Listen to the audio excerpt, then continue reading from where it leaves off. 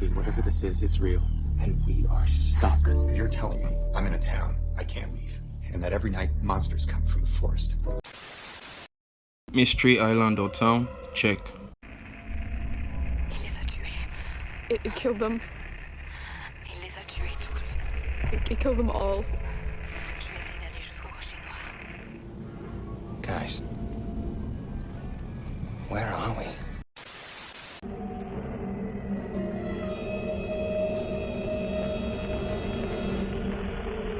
Hello? Dad? It's Thomas. Confused characters with no idea on what is going on? Check. Unsettling atmosphere with a dash of monsters? Check.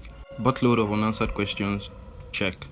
Sounds similar? Well, I'm not talking about Lost, I'm talking about From. A series that had promising premises.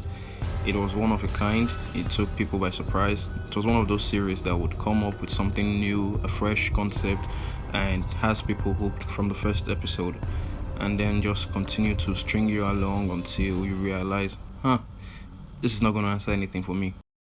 This show has the same producers as Lost, a series that went nowhere in 6 seasons, and even though some will argue and say it was good, it left most people with many unanswered questions and flat reveals. Having the same producers as Lost is not a flex. Right from the get-go, it started having the same problems as Lost, a show that ran for 6 seasons and left people with a lot of unanswered questions and flat reveals. It was a show that had mixed reviews when it concluded, and the show is heading towards the same direction.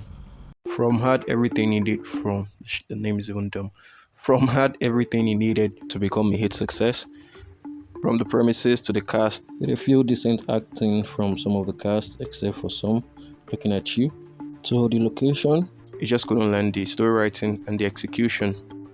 On first watch, you might not see the problems with the show because it has a way of hiding things in mystery boxes.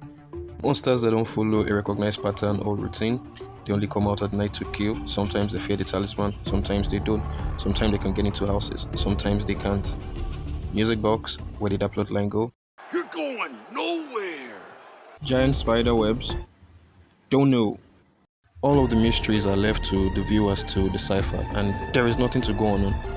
From the very first season, one of my biggest problems with the show was people will not talk to each other. We are already in a town that is weird enough.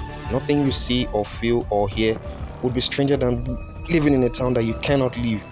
Everybody sit down together, share facts, talk to each other, drop the things you've been saying on the table. Stranger Things did this and it did it well in 5 seasons. And that monster, they're this fleet. And this is the Upside Down, where Will is hiding. Mr. Clark said the only way to get there is through a loop of time and space. A gate. Now we tried to Hawkins' lab with our compasses. Okay, so the gate has a really strong electromagnetic field, and that can change the direction of the compass needle. Skate underground? Yes. Near a large water tank? Yes. How'd you know all that? You've seen it. They're losing their leaves. The trees. Is it bad that they're losing their leaves? Things change. Here it's usually bad. Then talk to an adult, for God's sake. You're in a town that is crazy mysterious. No sane person should call you crazy for seeing things. This show is on its 3rd season, and so far we've not had definitive answer to any of the questions that have been asked of us. Most people would like to argue that a mystery series shouldn't reveal all these mysteries before the series concluded, to which I would like to call BS. If you are a good writer, you can tell self-concluding stories with a mystery setting. All the questions we've had from season 1 are still with us. You could fill out a 300 pages book with questions that have been asked from seasons 1 to 3, and you won't have answers to any of them.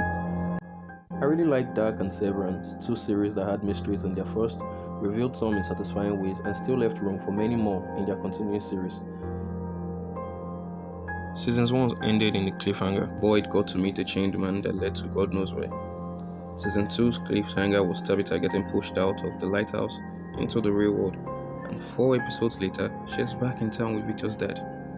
The only definitive thing you can say for sure that you know is when there are new arrivals, you can bet they are going to get unalive. Tai Chen was killed for shock value. Only way we go home is together.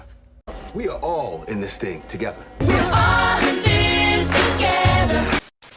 Once the heat of dopamine from the first season wears off, you start to see the cracks in the story writing, the acting, the dialogue, and the inconsistencies. You could praise the writers for the ambiguity of the monsters at first.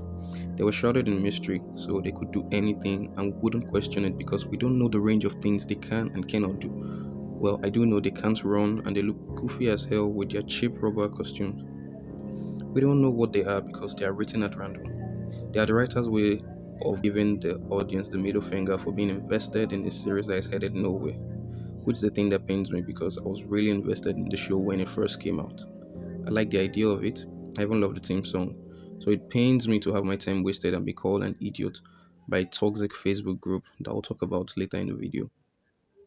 We'll have a talisman that we don't know why or how it works. We've seen instances where it didn't work and it wasn't questioned.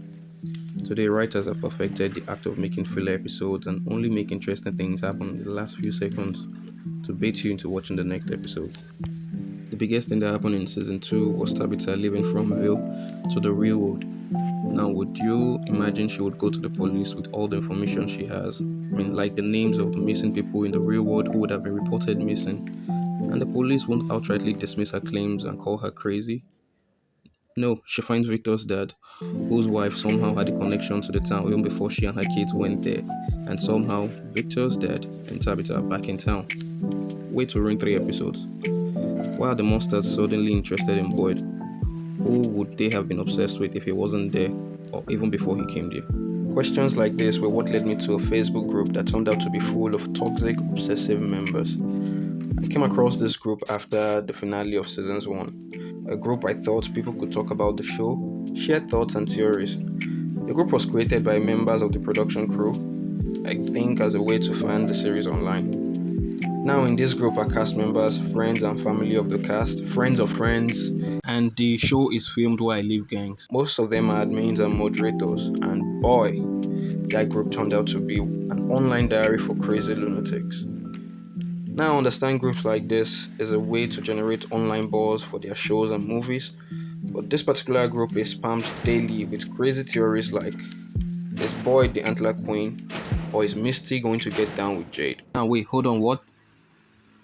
Wrong show, I guess, but still valid questions though. This echo chamber of a group is bumped every day with ridiculous theories and questions that would make you question the sanity of the human species. Now this is where it gets weird. Any post that asks genuine questions that somehow criticizes the show in any way or form, bam, it gets deleted. The group is heavily censored like a military base. Any post or comments that questions any inconsistencies, whack, it gets axed. I bagged a 14-day ban because I asked why a character looked significantly different in between seasons 2 and 3, when in the show, the duration had only been 3 days. Anything that is critical of the show is deleted. You cannot say anything negative about it. And if by the grace of Jesus your post or comment slips by the admin or moderators, they get flooded with, don't watch it, you're just too slow to get this masterpiece. Don't watch it, you're a loser, stop whining, go touch grass. I mean, it's not like this show is not better than Game of Thrones, right? Now hello, don't watch it is the fastest way to get your C+ level show cancelled. It hurts a person who has been invested in a show from the very beginning to be told to fuck off just because they want answers to questions that have been asked. And the same thing is happening with a similar show, Yellow Jackets. A show with a toxic fan base, a heavily censored group, with a story ridiculed with inconsistencies. You could literally skip any number of episodes, go on these groups, and in 10 scrolls, you would catch up with events that are happening. Why? Because the showrunners don't care about their audience. Now, I'm not even going to talk about group members stalking actors in real life and on their socials. Like, what is wrong with people? To the admins, I know what you do is to retain viewership and to paint a good picture for the series, but no amount of censorship can hide the fact that this is a low-budget ripoff of Lost that may be headed nowhere, and people can see it. Big budget shows have suffered worse. And now to the crazy and dedicated fans. Please stop stalking actors on their socials and in real life. It's creepy and weird. And to those who cannot separate reality from fiction, if you don't like a character in any work of art, understand that they were written that way. If you have a problem with an actor, how he's portrayed, take it up with the writers of the show. I don't hate any character because I know they didn't write themselves. Hate for a character should not transcend into life. Mystery horror stories can still work if given enough attention. You don't generate script using ChatGPT and not see a 40% drop in viewership because they are tired of being strung along. A toxic fandom is not what a CW level show needs. It needs to get its act right. Turning to a Facebook group for answers is not good storytelling. Operating a group full of loony beings who are obsessed with people and can't tell reality from fiction is insulting and degrading. That's why people are leaving, because they can see the insult. The showrunners have said they are more interested in the people of the town.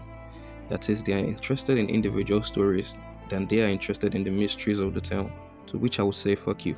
I'd go watch Lost if I wanted a show that will not tell me anything or tell me stories about people I don't really care much about. If you wanted to tell a story about people, make it a different show.